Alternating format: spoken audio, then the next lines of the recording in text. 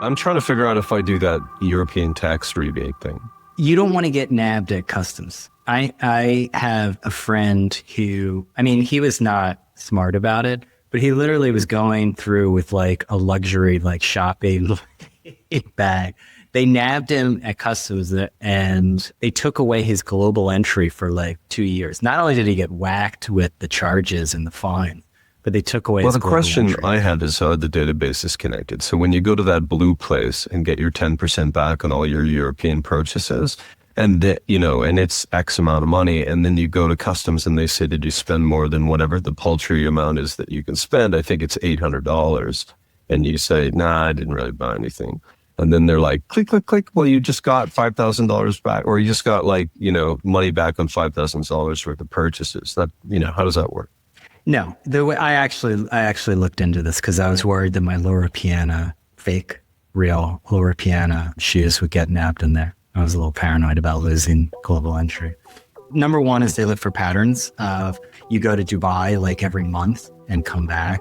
And then they just like eye you up. Anyway, welcome to another great edition of This Week in People versus Algorithms. All right, if you want to take my role, that's fine.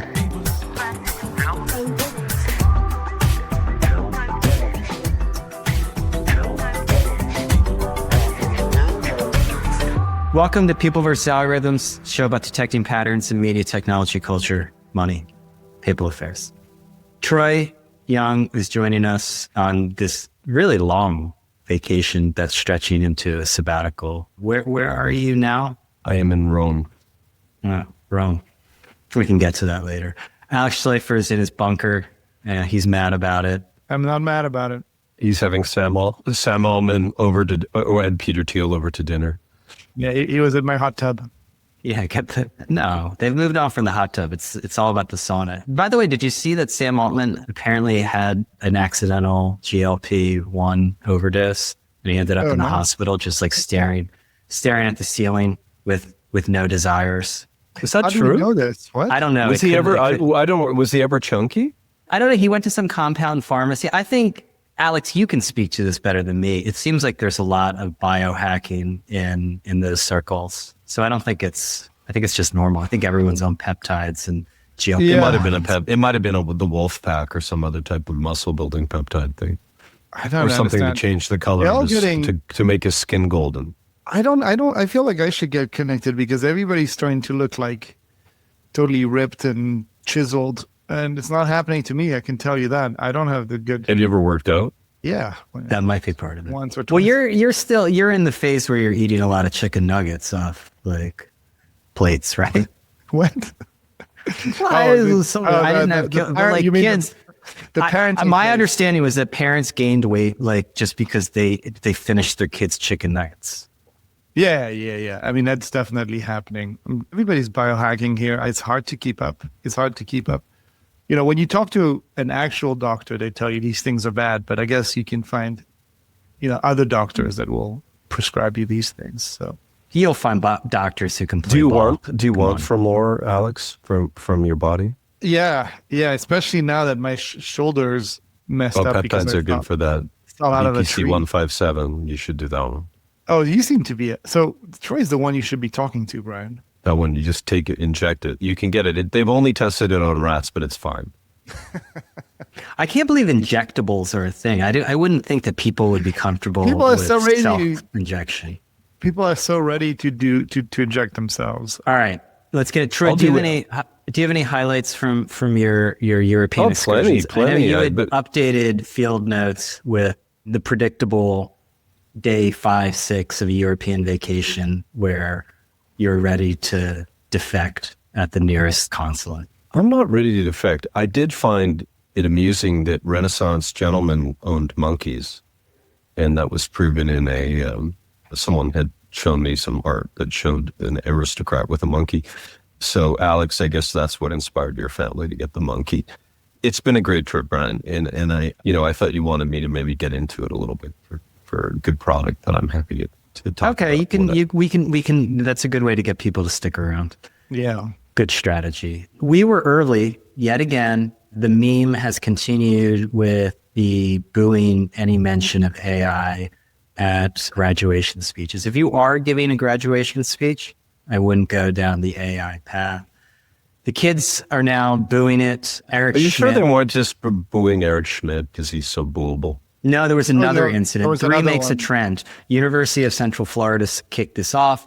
Then we went to University of Arizona with Eric Schmidt. And then there was another incident of booing that took place when a college actually used AI and the AI screwed up. So they didn't read out the names of like a couple hundred students, which is kind of funny. But, you know, these things become memes. It's like a 6-7 thing. But underlying it clearly is the unease with AI, which we've gone over ad nauseum at this point. Big thing coming up on Monday. I don't know if you guys are ready. The Pope is coming out with his AI Encyclical. And he's doing a launch event, you know, because you got to do launch events. Everyone's going to be a performer now. He's a media figure. And he's bringing in the Anthropic co-founder. So we've got Anthropic allying with the Vatican. I think we have some interesting chess pieces that are happening. And I'm Who's interested involved in with this? Is it that guy Chris, the co-founder, Chris Ola? Yeah. There's a few of these like minor co-founders that go around. They seem like they have great jobs, like because they're very vague. I think they really do have AI running the company because they are going off. One guy is like running like an institute, like that just is like doing a lot of chin stroking about the economy, and this guy's off to the Vatican. And Dario's predicting doom. But Brian, you're the most steeped in Catholic history. Can you? Does this harken back to, what did you refer to it as? The Rerum Novarum, because you know this Leo named himself after a previous Leo who issued a very famous encyclical at the height of the Industrial Revolution, and basically trying to find a middle way. That was Rerum Novarum, of new things, for those of you who don't speak Latin.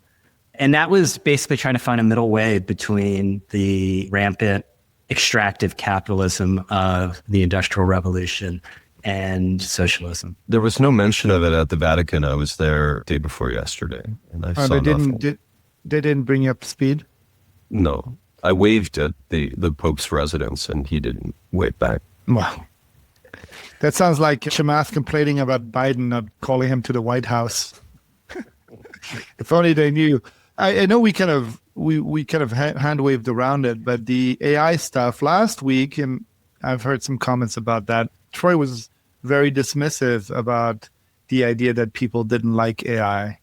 Have you changed your mind, Troy? I just want for the audience. I really like it when you put words in my mouth, but no, that wasn't what I said. I agreed with you that I don't understand how people wouldn't have negative reactions to AI. There's nothing in it for them at this point, unless you're like super into tech or you're an owner of capital. What's in it for you at this point? I mean, it hasn't cured any diseases as far as I can tell. Oh my God, you've been in Europe too long, Troy. Yeah, no, I'm not saying it's a bad thing. And, you know, I'm really into it personally. So I find it deeply interesting and empowering. And I'm also a capital owner, so it's good for me.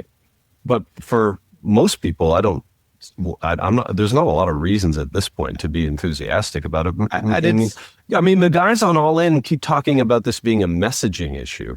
I'm not sure what the message could be. I think it's also a messaging issue where, like, there literally was Elon Musk versus Altman trial, and they had trouble finding a jury here. And when polling people, they just wanted them both to lose. It was very hard to find anyone to take a side. Well, but did you hear this crazy point? There's this crazy data point that today, Gallup poll found that 71% of Americans oppose AI data centers, right? That is higher than nuclear power plant at their peak, at the peak negativity around nuclear power plants. So that we can add that. We can add that. I mean, you know, it's also less popular than ICE, et cetera. There's a lot of like reference points to this. What set off the controversy, Alex, if you remember? And some people highlighted this, and some one of your people came after me in the comments. Don't do the Karen Howe thing, Troy. What I said was I said that this is a affordability issue broadly. Yeah.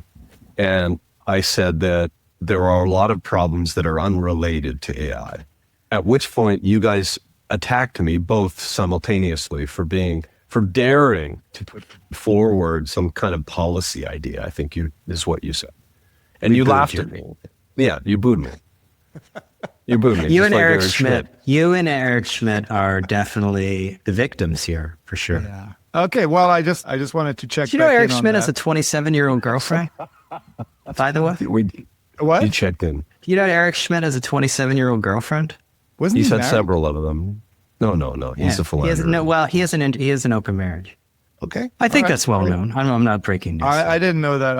I find personal lives of Oh, these come on. people- You live in California. You know how this No, stuff we're going to get more into open marriages All right. and concentration of wealth, Alex, in the Roman segment. But this is perfect. Yeah, open marriages and you people out there, you're the tech oligarchs. I mean, you guys are moving and you're becoming Who's like... You guys? You guys, yeah. Alex you're is part referring of to Alex. the oligarchic elite. Sure, but you live in New York. You live in New York, right? I do live in New York. Okay. Do you love The going to aggrieved Times- cultural underclass do you capital. spend a lot of time in Times Square? No. Okay, I live here and I don't give a shit about what these people do. Like they're really, I think the closer proximity you are to them, the less interesting they become, and the less you want to hear about them. So, I do it for this podcast and for the audience, but I didn't know Eric Schmidt had a girlfriend. I mean, maybe that's why, he was booed. I don't know. Probably not the best messenger for AI, but this is gathering steam. And I want to move off to the Google issue soon, but just to dwell on this for a little bit. There is the line of thought or the line of messaging that this is hysteria whipped up by self-interested outsiders. I know that a lot of times people seize on one thing. Karen Howe, I thought you were going down that path, wrote a book about AI in which she got a figure wrong about data centers and their use of water. And this is a regular thing to delegitimize critiques of AI. And it's used across the board, right? I mean, you just seize on one little factoid to try to delegitimize someone's argument. And what's interesting to me is these Silicon Valley guys, seemingly, at least their self-appointed spokespeople, they all seem like they came from the forensics team. And this is just a tactic of like the forensic club kids. I don't think it'll be effective, but maybe we'll see.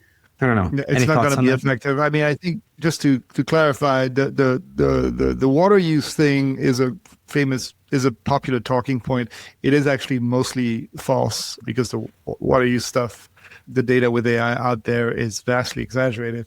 However, I would say that out of the 71% of people who don't want AI data centers, 90% of those don't give a shit about the water. Like, I don't think the environment has ever pushed people to really to go out into the street en masse. This is, I think, as Troy is alluding to, economic. What's in it for me? Yeah. And maybe like a little bit of fear that feels a little bit closer than something like global warming, which feels, like there's a kind of an underlying sense of fear behind that, but it's economic. So I don't know. That's not going to work. That stuff's not going to work. Well, I wanted to bring a bigger issue to the table. I think that's right, Alex, but I was confused by something and I thought you could bring clarity to it.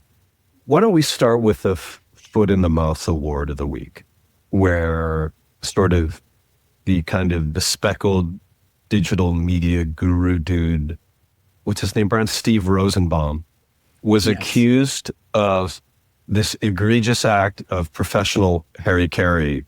His book, The Future of Truth, ironically, a warning about AI's distortion of truth, had itself been distorted by AI, where he got quotes wrong from people, including Kara Swisher, like egregiously wrong. And then he had to cop to the fact that he had in fact used AI tools to help him write the book on the future of truth, which I thought was funny. And I wonder if it will in the end help him sell more books. I doubt it. This comes, Brian, at the same time that esteemed literary journal Granta has been fighting this controversy about a story written by, I forget, a guy named Jameer Nazir. People love the story. It's called The Serpent in the Grove, and it won an award, and they have not unpublished it yet, even though many people have accused the writer of using AI to write the story. But they found all of those hallmarks of generative writing, like strange metaphors, repetitive sentence structures, etc. One was excessive lyrical density. I love that. Anyway, and then the people at Granta said that we ran it through Claude and it came back. It was not entirely clear whether it was AI or not.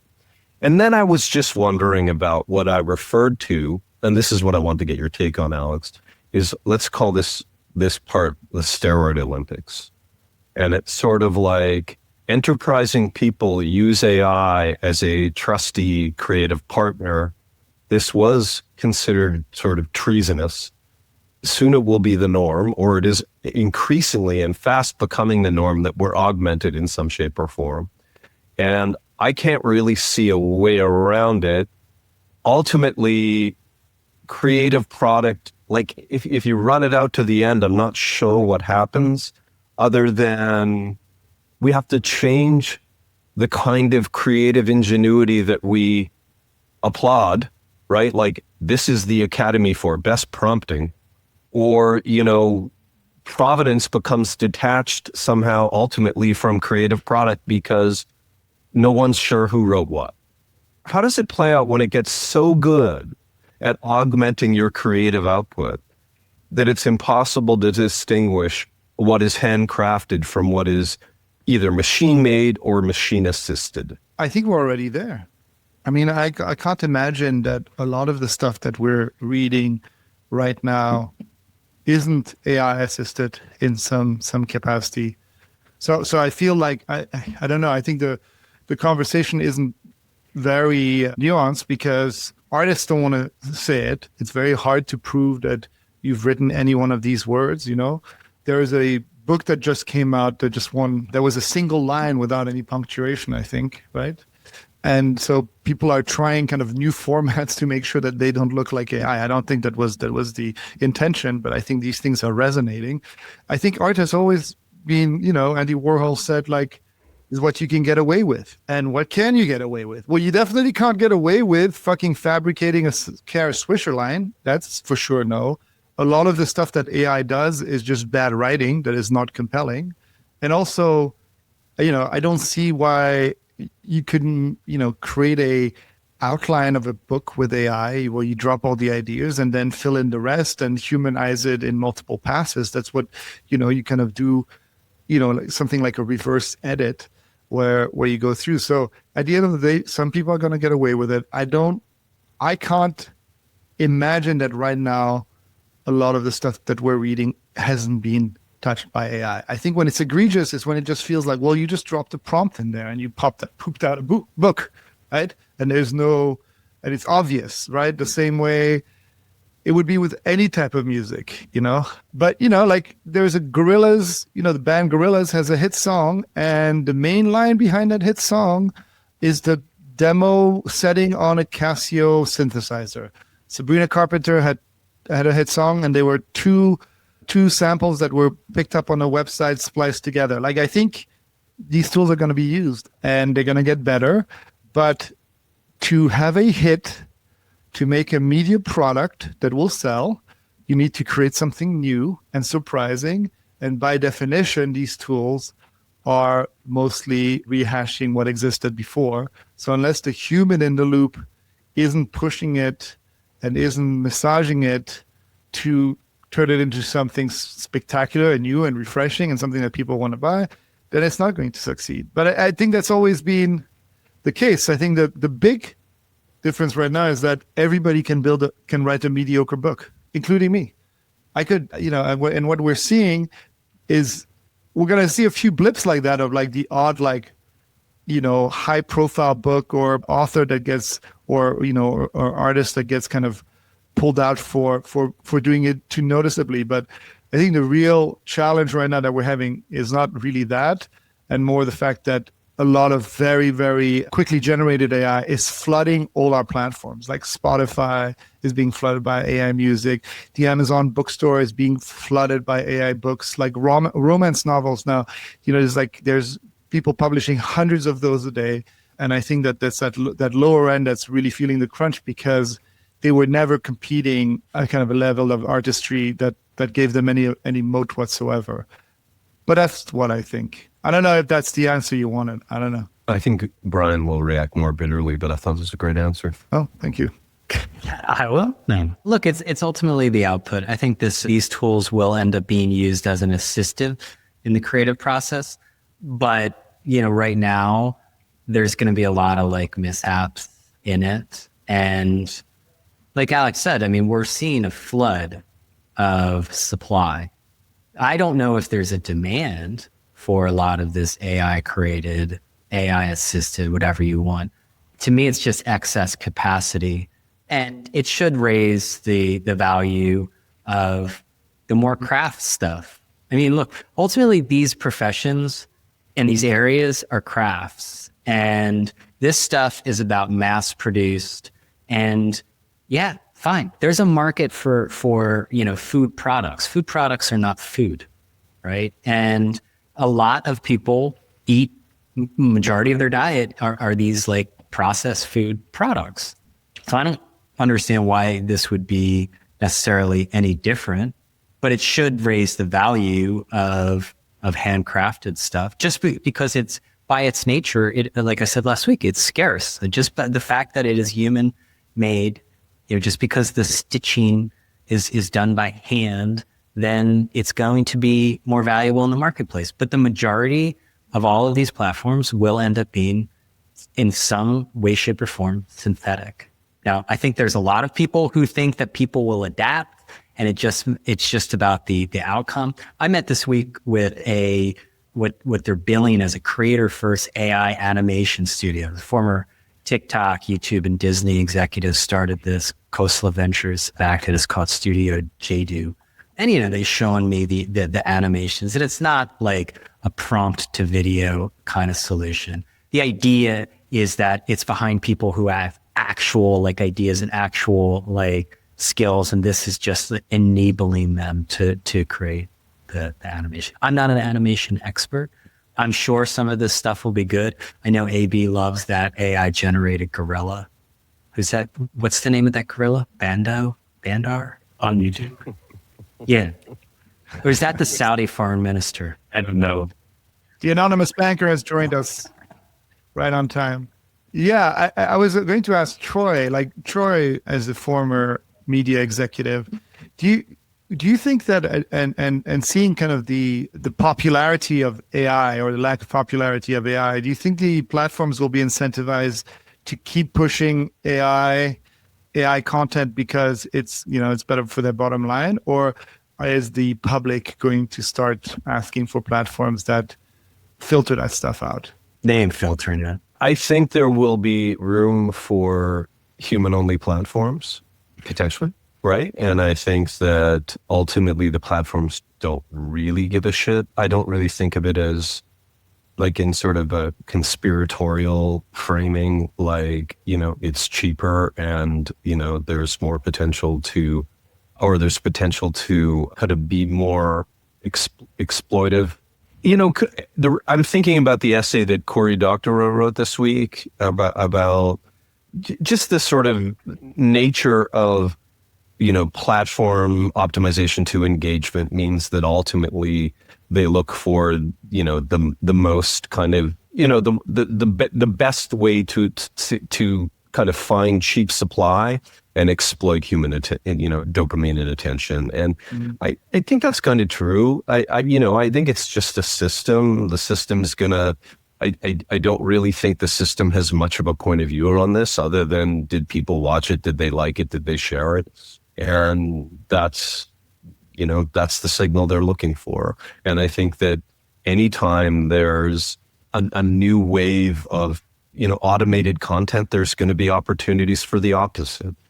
And, so I think that there will be platforms that try to, restrict the creation to just humans. Yeah. And some people will really like that. But they're going to be neat. Like, I remember many years ago, I interviewed Susan Wojcicki when she was running YouTube. And at the time, it was like, what about premium content? There was the publishers, media companies were hanging their hats on, our content is premium and the other stuff is UGC, aka crap. And I asked her about this and she said, we believe in premium audiences. And that's Great answer. That's it. I think, but I think the UGC comparison also is like, I think UGC partially won because it felt real. And I think humans are constantly drawn to the authentic and the real, even if it's faked, right? Like reality Then TV that's is great. That will win on the platform. Her point was not like whether it was authentic or any of that stuff. It was like, this is not for, philosophically, this is just not how we operate. We do not judge the content, whether it's created by... No, but I understand, but the algorithm kind of, analyzes these kind of micro transactions that we're doing with our clicks and how long we hold on to the video and whatever. And I think that the problem is now is that we've shifted to short form as well. And short form is actually very well calibrated to keep you engaged with AI. Because you see some weird fucking thing like Jesus made out of shrimp, and I'll look at it and I'm like, what the fuck am I looking at? And then all of a sudden it's shrimp Jesus through my whole feed.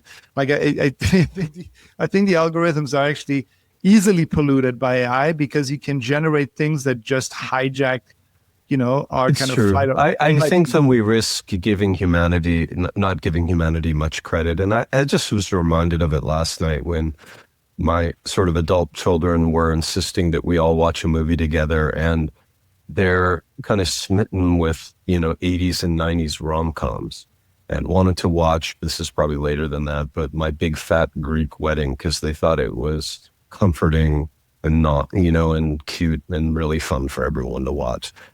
It's the opposite of Shrimp Jesus.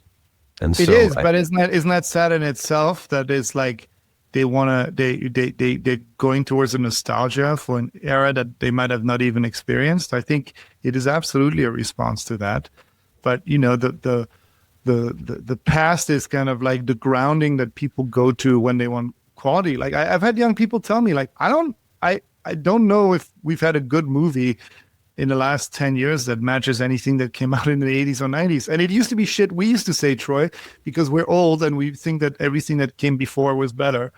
But I do feel like there's a reaction to it, but they're not, a lot of these kids are not going to new movies, right? Like, they'll want tape decks and old cameras and whatever. It's not a creation of a new cultural movement. It's a rejection of the current one, even though you will look at Shrimp Jesus because you don't have a choice. And then you go back to the old catalog on Netflix. And that's why, they're buying up all the movies. Let's put a pin in this because I want to get to the Google News. If we put a pin on one way out of this is just to connect it to human reactions, young people's reactions to AI. My son Seb, who Alex, was incensed by AI's kind of fake authority. And I had this experience this morning. And it's when, in an effort, I think, to please the user, the AI will either conflate two true things and come up with a third thing that we will confidently state as being true when it's not. And so it's kind of like a hallucination, but it's more in the confidence that it presents stuff that, you think are facts, but are not true and can be incredibly misleading. And my experience was really frustrating because I've been struggling, as I've pointed out to you guys, with getting approval on our SMS accounts for PDA field notes. And I'm trying to get the approval through a service called Twilio. And my AI, my agent, is telling me it understands completely what Twilio needs. We've been rejected 5 times for no reason. And it's just, I've been structuring it wrong, and it's not interesting enough to get into why. But it's the confidence that it was presenting back to me in multiple occasions what the solution was, and it was wrong. And when I challenged it on being wrong, first what I did is I said, how did you get to that answer? And it kind of, broke down and said, here's how I did it, and I probably got it wrong. And I'm sorry about that, which is, very little consolation. But anyway, I was at Hadrian's villa yesterday, and I was reminded of how important these LLMs will become in the future when they become, the source of all of our historical information. Like, that's an insane position of power in the world, to have two companies who have to kind of, create these models that we all believe in, right? On one hand, I had my guide telling me that Hadrian was killed by his wife, was poisoned by his wife over a period of 5 years. This made for great kind of tour guide drama. And and it was, an interesting story. She hated him. He killed her lover, blah, blah, blah. She poisoned it. And then I look it up on Gemini, and it said that's not what happened. And that's just kind of like Roman hearsay. And I was just thinking, like, when there's two LLM models that we use to get most of our information, and we don't rely on the citations underneath of it like we did on the open web when we were looking for brands or institutions or the links that represented those, we're in this place where we believe shit that might not be true. And it's I think it's a huge problem. Yeah. I mean, I think it comes with more access. It happened with the internet. The less effort you put into getting the information, the more, easily you can get access to the wrong information. It's just that it's presented as fact. I just disagree. I mean, it's presented as fact. Because that's how LLM models work. They use language. They use language to mimic reasoning, and that's why it's really great at programming, because it can check on itself. It's crazy that in programming, I run my two LLMs. I have one where I code something, and then I have the other one saying, now go check out whatever bullshit the other guy made. And he fixes issues. It was like, why didn't you solve them in the first place? But that's not how it works. The one thing I want to disagree with. I think I found a segue. I found a segue, because we have to get off this AI stuff. It, like, honestly, it's getting 71% of our audience super repetitive. I think I speak. I just wanted to say, Troy said we're going to be held up by two companies. There's more than two companies. There's at least three, with Google, OpenAI, and Anthropic. But also, like, there are a lot of open source models that I think will become more and more important as we kind of retrieve information. Sure, many of them, the top tier, are actually all from China. But there will be more options, and there are more options accessible, and all of this stuff's going to shift around. But, like, segue us, please. Speaking of AI, Google this week put, like, the final nail in the coffin of the open web era. It is making the biggest change to what the New York Times calls its iconic search box. You're supposed to just pour tons of context into the search box now, and you're going to get some kind of agentic search experience. You're going to get answers and no more of the links. It is going to give you, just to reference your point, Troy, an answer. Like, whereas before, you got a variety of choices in which you could then explore more. You're going to be able to do that, but it's going to be intermediate. A variety of choices connected to institutions and brands that bring their own authority to that answer. Yes, that's my point. They are. I think one way of looking at it is that they are going to be constricting choice in some ways. It is no longer in the humans will no longer have agency really in the search results. They're going to abstract that and give you one answer, not a variety of choices. Is this a mistake, really? Because this has been telegraphed for a long time. I think a lot of people reacted to this, and I was like, this is out of a time capsule. This is, of course, it was going in this direction. And in many ways, I think Google has sort of drawn out this process to give an opportunity to publishers to adapt their businesses, which they have been furiously doing. And obviously search referrals have been dropping for some time. This is going to only speed up that process. Well, it struck me as being very significant, because to me it was the end of an era, officially. And I know that we've all been feeling this for a long time, but it felt like Google finally came out and just said it's over. And at the same time, we are seeing kind of, just because there's a couple data points this week, the collapse of the digital publishing industry. BI's CEO, Barbara Peng, is out after 2.5 years. digital Yeah, go-getter and strategy didn't I think that's a pan out. data point. I think the Vox thing is a data point. James think, Murdoch like- taking over Vox. Our friend Ryan Pauly is now running the awkwardly named Remain Co. with some open web assets. Cool. So that's this week, and it just feels like the idea that you could build a business around text and advertising is now a distant memory. You know, what this reminded me of is like, I remain completely puzzled by how Google remains successful considering how much of a mess this company looks like. It looks like it's completely ungovernable.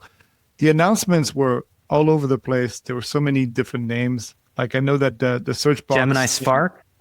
Gemini Spark has entered the chat. So is something called Gemini. anti-gravity. Anti-gravity, Gemini Spark. I mean, just in the AI field, like Google, I mean, there's Google Search, right? Which is the one that we're all talking about, makes 90% of their business. Then Assistant, then Lens, then there was Now, but that's gone. Now there's Spark, there's Notebook LM, which is a different way of using the AI. There's AI Overviews, which is actually part of Search. And then on the generation stuff, Imogen, Veo, Lyra, Genie, like I have no idea. Wait, what about Nano Banana? Are you Nano using Banana? Gemini Omni? What about that? Now Gemini Omni, which is like their multimodal model. It must be like working, the people making those PowerPoint slides must be really hard, Troy. But yeah, it's the end of an era. And God knows one of the 72 products they announced will really make a dent in the universe. I don't know. Do you know who's a winner from all of this? AB. That's who's a winner. AB, I want to get, are you there? I want to bring you in to talk about carving up these assets, shipping them off to the glue factory. They get to live another day. It's interesting. Some of the glue factory operators, they're starting to invest a little bit more in content because they are starting to see a lift from traffic from the LLMs. It's minuscule. Do you know what was an interesting, I don't know if you this was told to me yesterday, that SB Nation, which got shuffled off into this Remain Co., is really profitable. Like the margins are very good at SB Nation because the cost of creating that content is so low. Nobody likes the business exactly. It's not as sexy as say the New York Magazine assets. Way more profitable than New York Magazine assets. I mean, the deal was structured in a way just to maximize value. So a lot of the stuff has been for sale for a while. I think they would sold SB Nation a couple of years ago. They just couldn't find. The problem is if you sell something at a lower value than what you're trying to be valued out on a consolidated basis, it doesn't work. So I think you saw a transaction where they could get the most money for a significant portion of the assets. So break down this deal. The Murdoch is buying half of the assets. Then there's some Remain Co. that Ryan Pauly is running, and that will presumably be shuffled off to various extractive companies. Yeah. So, I mean, I think he's buying the most valuable things in the Vox portfolio. So the podcast business and then the New York Mag and a few related brands around that, and then the rest. Because remember, they combined in 2022 with, I forgot the name of this company. They combined with that other business and got a bunch of really random brands, right? So Pop Sugar, the Dodo. And so all those will it will stay in Remain Co. I think the only interest, I guess SB Nation is profitable, but Eater is like another good brand in that portfolio. Do you know what the structure of the deal was and what the implied value of the assets purchased by Murdoch was and what the multiple was? And we talked about this last time. So I think there are probably slightly different multiples between the two businesses. I don't think New York Magazine and the media properties were that profitable.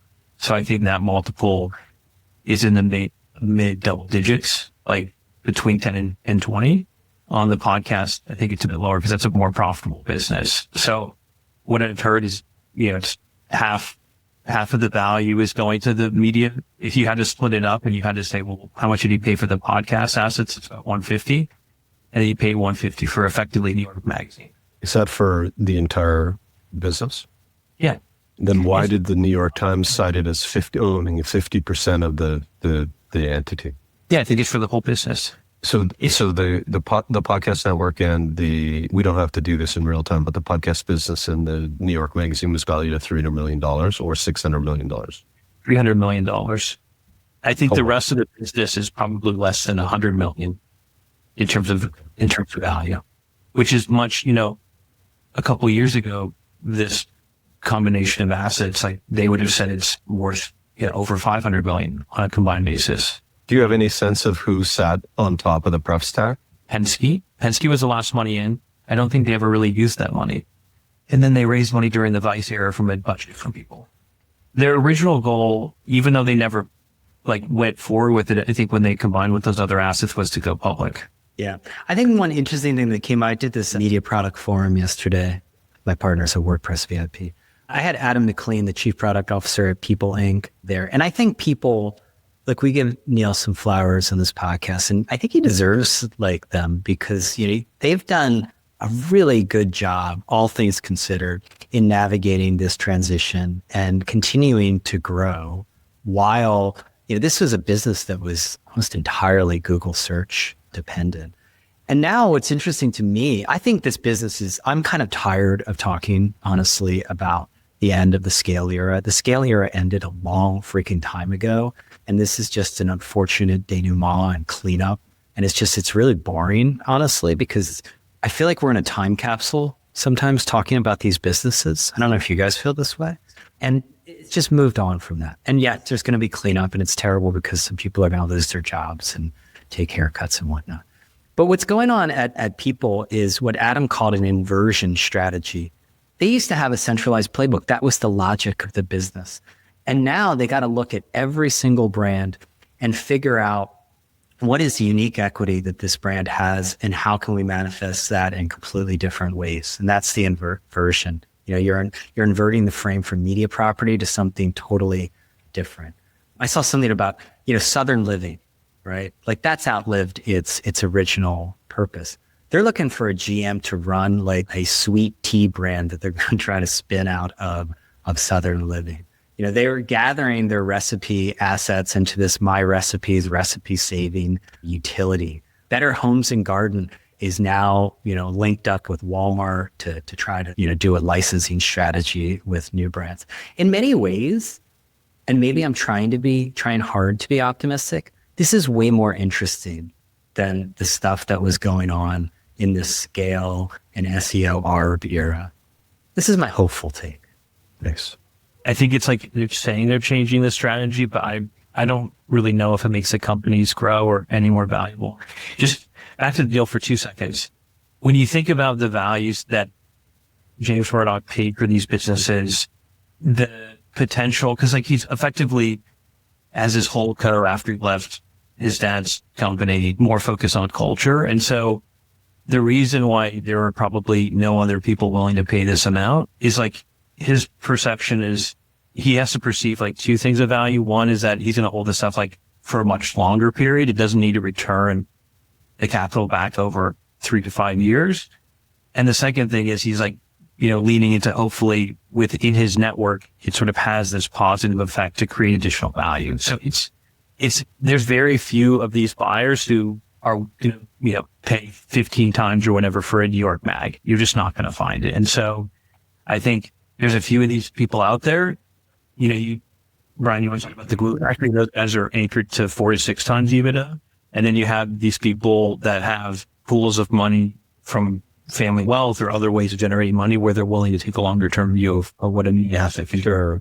Sure. If you want to look at any asset from that era, we know that the magazine brands in particular always punched above their weight in terms of the awareness of the brand. The brands were the most valuable thing. They were always bigger than the businesses. Look for, in the modern context, always look for the transactional endpoint to any brand. In the case of Southern Living, it becomes tea. In the case of Forbes, it becomes a, affiliate network or the front end to a financial transaction, Forbes Lending, Forbes Capital, Forbes Insurance, whatever. Always just we're in an era where you can't monetize the eyeball. You have to monetize the transaction. That either comes in the form of selling content to someone or monetizing it through a, tangential service. And it really is the kind of the resolution of this entire category is to the SKU. the only way that you can get value out of these brands is by selling something. But, that's my. Yeah, and the brand value, that's why legacy media won. These digitally native brands didn't have the same amount of brand value as old magazines at the end of the day. I mean, say what you want, these magazine brands are still standing. I mean, their businesses are more inspiring to me than the SEO glue factory. I mean, no shade at the Ziff Davis and Penske playbook, but like, that is like wringing the value out of these brands. But why not use the brands to, try to create new products? I'm listening to a new Acquired episode about Vanguard. I'm on a little bit of an Acquired kick. And like one thing that stood out was, it's a great business? S&P.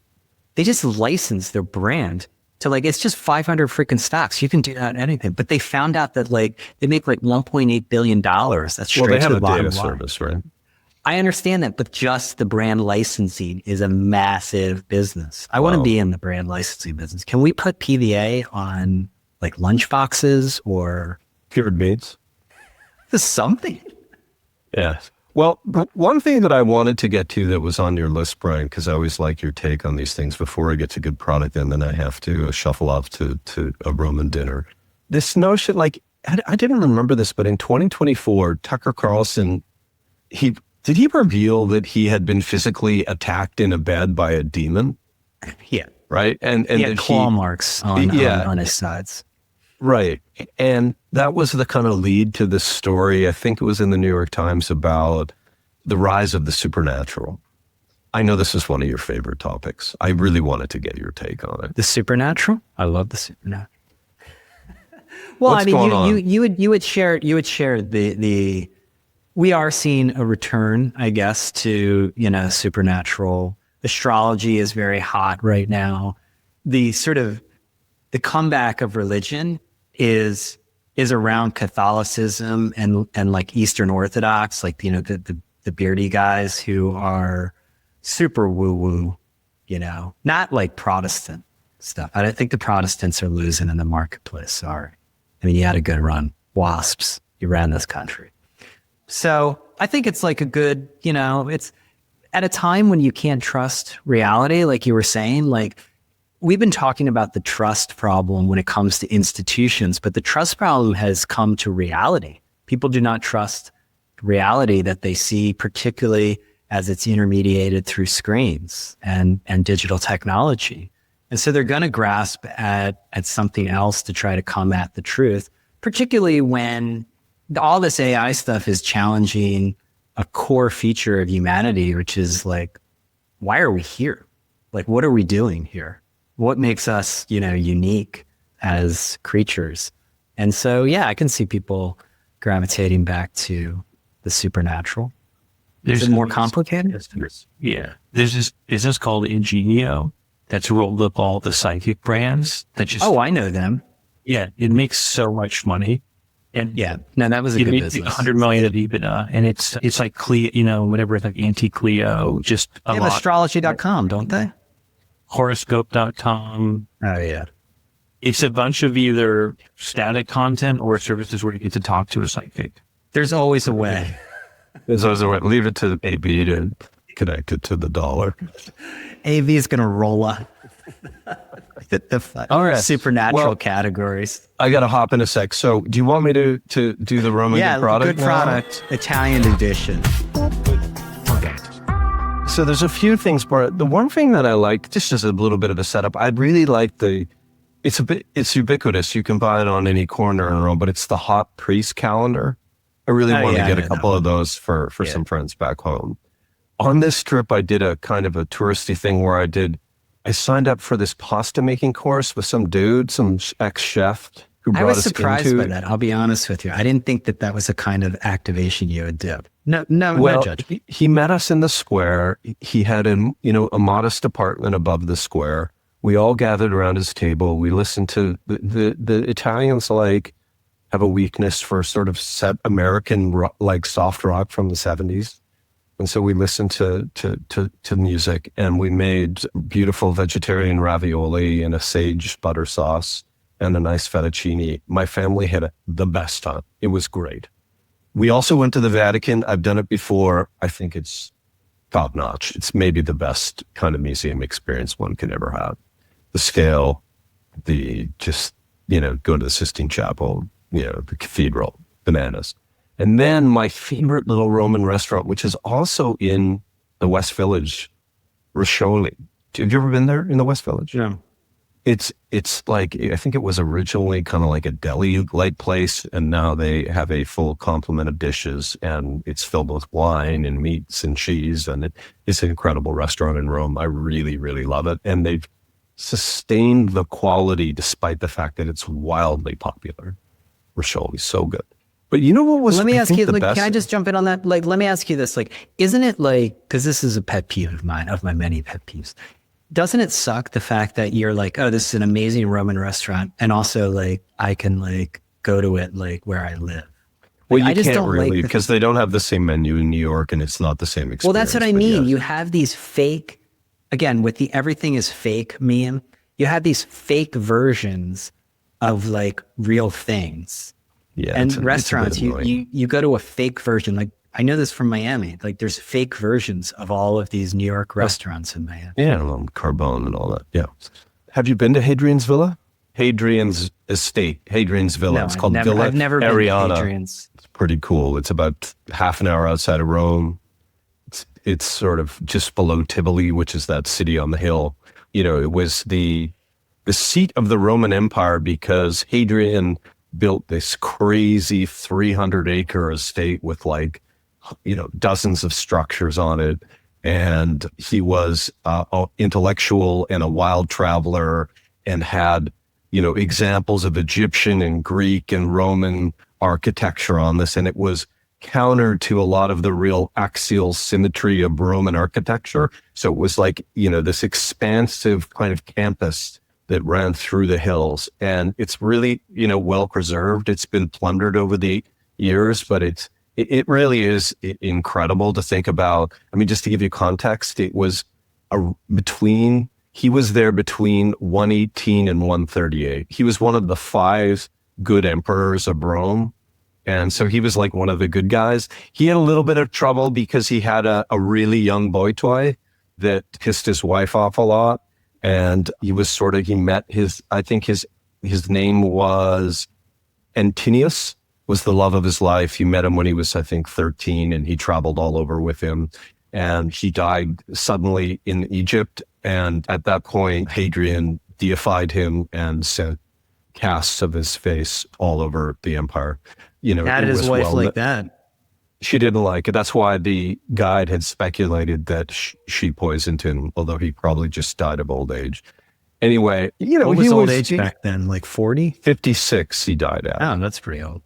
And he even founded a city in the name of his lover called Antinopolis in Egypt. So, he had some power, and he could be quite cruel.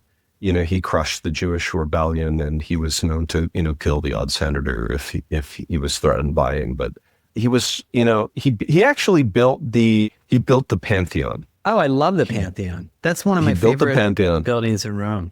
So it's just so striking. It's amazing because it's he actually didn't build it. He reconstructed the dome and built it. Looks he also built it as it was. I have a problem with ruins because I'm okay, I have to imagine it back. But this is it's a real structure. It's cool. I love it. He built the Tempest of Venus in Roma. They have I don't know if you've been to either of those. Now. So when you go, it's like a great walk. You walk through the grounds, and you have to use your imagination because it is just ruins. But then you can, if that bothers you, you can go to Villa d'Este. And I don't mean Villa d'Este in Lake Como, which is that wonderful hotel in Lake Como. Villa d'Este is this, building and gardens that are in Tivoli, right next door to this particular site. And it is unbelievable. Really, really great. Day in Rome, drive out 30 minutes, and it's an incredible afternoon. Yeah. One thing on the imagination front, do you know what they have in Serbia is when you look at some ruins from some ancient time, they have a clear pane of glass where you have the outlines of as it was with what is there now. So it helps you connect the dots. I think it's a good product. Yeah, and increasingly there's all these crazy AI renderings of these places that kind of put Is you in AI, the is that like on the top of people's minds in Rome, in your travels, in Tuscany and whatnot? I'm reminded of how far away it is because I'm in a building on the 5th floor and there's a terrace outside and the antennas litter the skyline. So terrestrial television is still a thing in Rome. And they never really had any open claw meetups? The cable wave. I'm sure there's people doing open claw, but when I asked around and I pushed, a shop owner on what it's like to live in Rome, because, when you're on vacation, you get smitten. And he's like, I would leave here for New York any day. It's impossible to get anything done with the Roman bureaucracy. There's so little innovation. It's a punishing place to be a business person. And then I talked to another guy and he's like, everybody in Rome that isn't like hyper elite leaves. Professionals leave because they can't sort of exercise the full potential of their career ambitions in Rome because it's a suffocating place to be a business person. Yeah. Rome. I hate those analogies that it's sort of like becoming an American Disneyland, but it really is. It is kind of true. It really is just an unbelievable place. I find the Italians incredibly warm. Obviously, there's no better place to look at history than Rome. And, the food is great and all that. But it's, I don't know, for cities to remain long-term vital, they can't just be this kind of touristic shell. Right. Well, this is the cut and thrust of legacy, right? It is a tremendous inheritance, but at the same time, like any inheritance, it quickly becomes a burden. And they're burdened by that. I mean, good luck building like the Metro. Like you're going to hit into some ruin. You're going to have to do an archaeological dig and whatnot. It's not made for modernity. But what a peak. The Italians had a great peak. Yeah. We're at the end of the American Empire. And honestly, I'm a little depressed by like what we made of it. So good for you, Romans. And when you do go to places like the L'Odeste and you see the wondrous gardens and fountains that cascade down the side of the hill and the frescoes and the statues, it's incredible. You do realize that there's a modern analogy to wealth concentration that we're experiencing in modern times. Yeah. I don't think Sam Altman, he's still got time, but I don't think he's going to leave behind something like Hadrian's Villa. Could be wrong. But no, maybe a nice condo in SF or something. Exactly. All right, Troy, enjoy the rest of your jaunt. All right, next week we'll be back in the big town. That's it for this episode of People vs. Algorithms, where each week we uncover patterns shaping media, culture, and technology. Big thanks, as always, to our producer, Vanya Arsenov. She always makes us a little clearer and more understandable, and we appreciate her very, very much. If you're enjoying these conversations, we'd love for you to leave us a review. It helps us get the word out and keeps our community growing. Remember, you can find People vs. Algorithms on Apple Podcasts, on Spotify, and now on YouTube. Thanks for listening, and we'll see you again next week.